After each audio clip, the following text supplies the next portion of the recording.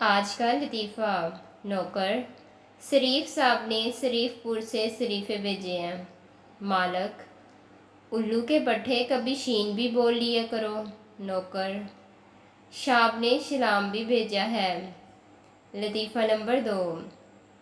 एक आदमी पठान से बोला, खान साहब मैंने कल आपको फ़ोन किया, आपने उठाया क्यों नहीं?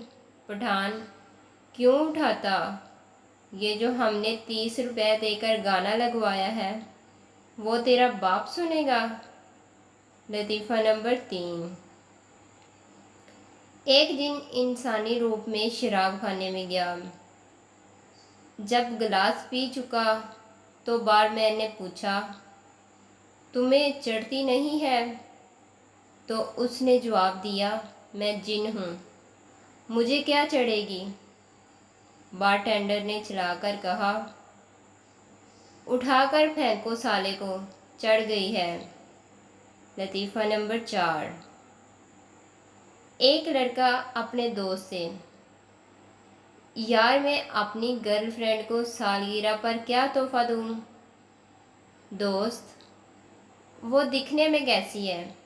लड़का, बहुत खूबसूरत। दोस्त, तो फिर मेरा नंबर दे दो। मज़ीद फ़नी वीडियोज़ के लिए हमारे चैनल को लाइक, सब्सक्राइब और शेयर करें। शुक्रिया।